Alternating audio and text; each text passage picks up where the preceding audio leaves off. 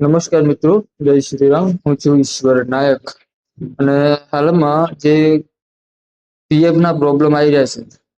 ઉમંગ application ચાલતી નથી, કોઈને પીએફ વિડ્રોલ કરવું છે, બહુ બધા પ્રોબ્લેમ આવી રહ્યા છે. તો એના માટે મેં વિડીયો બનાવ્યો છે. તો જરા ધ્યાનથી આ વિડીયોને પૂરો જોઈ લેવાનો. ના ખબર પડે તો મને કોમેન્ટમાં કરી દેવાનો મેસેજ, તો એનો હું રિપ્લાય આપીશ. જો મિત્રો, હાલમાં ઉમંગ એપ્લિકેશન આપણે ઓપન કરી લઈએ. તો અત્યારે ઓપન કરીએ ને તો લગભગ 15 દિવસથી ઉમંગ એપ્લિકેશનમાં બહુ બધો પ્રોબ્લેમ આવે છે. મતલબ કે ઓપન થતી જ નથી. જો ઓપન કરતી તો ઇમ્પોર્ટન્ટ નોટિસ આવી ગઈ છે. એટલે મતલબ અત્યારે આ પીએફ માટે ઉમંગ એપ્લિકેશન ચાલતી નથી.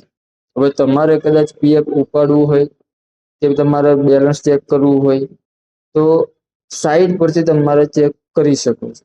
જો હવે ઉમંગ હમણાં થોડો ટાઈમ બંધ છે એટલે એને કરો ક્લોઝ. ત્યારબાદ તમારે જવાનું છે ગૂગલ ક્રોમમાં. ગૂગલ ક્રોમમાં આવી ગયા છે આપણે. ત્યારબાદ ન્યૂ ટેબ ઓપન કરી દો અને ઉપર લખી લો ઈપીએફઓ. ઈપીએફઓ આટલું સર્ચ કરી દેવાનું એટલે ઈપીએફઓ પોર્ટલની સાઈડ ઓપન થઈ ગઈ છે. ફર્સ્ટ નંબરની ક્લિક કરી લીધું. ત્યારબાદ આ સાઈડ ઓપન થઈ ગઈ છે આપણી. હવે જોઈ લો ઉપર, સોરી એક મિનિટ, હવે જોઈ લો, હમણાં ઝૂમ કરું થોડું. હમારી સેવાએ કર્મચારી કે લીએ બીજા નંબરનું છે એ સિલેક્ટ કર્યું. ઓકે, એ થયા બાદ સેવા એ લખેલું છે, એના નીચે સદસ્ય પાસબુક, સદસ્યના જે બીજા નંબરનું પોર્ટલ બતાવવાનું એના પર સિલેક્ટ કરી લીધું. એ થઈ ગયું. ત્યારબાદ આવું ઓપ્શન ઓપન થાય. ઓપ્શન ઓપન થઈ ગયું. ત્યારબાદ નાખી દેવાનો પીઓને નંબર. તો હું નાખી દઉં છું ઉયાને.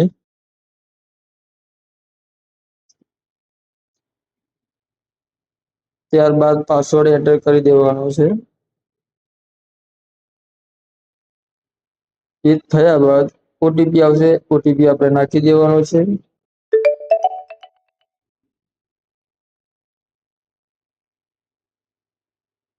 સબમિટ કરી દીધું છે આપણે. સેશન એરોર, કોઈ મિસ્ટેક લાગે છે સર્વરમાં. ઓકે, ચાલુ ફરી ટ્રાય કરી લઈએ.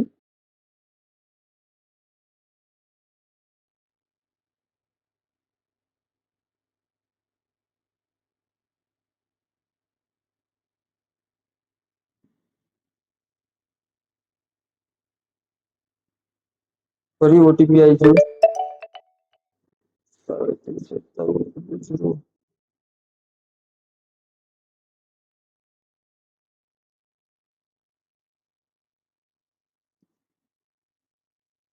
તો દોસ્તો જો પીએફઓ ની સાઈડ ઓપન થઈ ગઈ છે ને અત્યારે તમે હાલમાં પીએફમાં તમને બતાવી દઉં.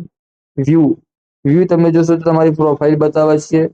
વ્યૂ અને કાર્ડ તમારે જો ડાઉનલોડ કરવું હોય તો એ બતાવી દેશે. પાસબુક લાઈટ છે. પાસબુક તમારે જે બેલેન્સ ચેક કરવા માટે છે એ ચેક કરી લેવાય આમાંથી. મેનેજ મેનેજમાં તમે જશો એટલે તમારી પ્રોફાઇલ ઓપન થાય છે. બીજું કોઈ છે નહીં એમાં. અકાઉન્ટ મેન વસ્તુ આપણે શું છે, અકાઉન્ટ. એટલે જો અકાઉન્ટ તમારો પાસવર્ડ બને ત્યાં સુધી કોઈને શેર કરવો નહીં અને જ્યાંથી ત્યાંથી કરવાનું પણ ઓપ્શન આપેલું છે. ઓનલાઈન સર્વિસીસ, આ સર્વિસ કેટલી જ અત્યારે અપડેટ આવ્યા બાદ નવી નવી સર્વિસ પણ આમાં એડ થઈ છે. જો પહેલું છે સ્કીમ સર્ટિફિકેટ. એ આપણે એની કોઈ જરૂર નથી હાલમાં. મેમ્બર સર્વિસ હિસ્ટોરી, આપણે જે પ્રોસેસ કરી એની હિસ્ટ્રી બતાવશે. ક્લાઇમ ફોર્મ 31, પછી તમારે જો કદાચ ક્લાઇમ કરવું હોય, પૈસા ઉપાડવા હોય તો 31 છે, મતલબ 31 નંબરનું જે ફોર્મ બતાવે છે એ તમારે સિલેક્ટ કરી લેવાનું છે. ક્લાઇમ ફોર્મ આ સિલેક્ટ કરી લીધી. આ તમને તમારું પેમેન્ટ ઉપાડવાનું પ્રોસેસ બતાવજો કે તમારે પીએફ વિડ્રોલ કરવાનું છે એ. આ ઓપન થઈ ગયું. ત્યારબાદ તમારું અકાઉન્ટ નંબર માંગશે. અકાઉન્ટ નંબર માંગશે એટલે તમારે મારી દેવાનો છે અકાઉન્ટ નંબર.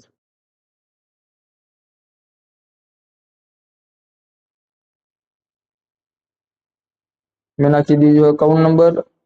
વેરીફાઈ કરી લીધું. યસ થઈ ગયું. પ્રોસેસ ફોર ઓનલાઈન ક્લેમ એના પર સિલેક્ટ કરી લીધું. ત્યારબાદ આવે છે मैं आवेदन करना चाहता हूँ. મતલબ તમે પીએફ નાખવાનો ટ્રાય કરી રહ્યા છો. હવે આમાં 3 ઓપ્શન આપેલા છે. PF final settlement form 19, pension withdrawal benefits form 10, pension ઉપાડવું હોય તો નોકરી છોડ્યા બાદ આપણે ઉપાડી શકીએ ને એ. પીએફ એડવાન્સ ફોર્મ 31, મતલબ તમારે અત્યારે હાલમાં પીએફ ઉપાડવું છે તો સિલેક્ટ કરી લેવાનું છે પીએફ એડવાન્સ ફોર્મ 31. ત્યારબાદ આવી ગયું છે પાત્ર સેવા જૂની, મતલબ સિલેક્ટ સર્વિસ. તો તમે જે કંપનીમાં કામ કર્યું હશે જેનું તમારે ઉપાડવાનું હશે તે સિલેક્ટ થઈ જશે. તો તમારી કંપની સિલેક્ટ કરી લીધું. મેં ઓલરેડી ક્લેમ કરેલું છે એટલે અત્યારે બીજી સર્વિસ મારા અંદર બતાવતી નથી. તો તમે એ સિલેક્ટ કરશો ને એટલે ફરી અંદર અમાઉન્ટ નાખવાની આવશે. અમાઉન્ટ નાખી દેવાની, પછી એડ્રેસ નાખી દેવાનું.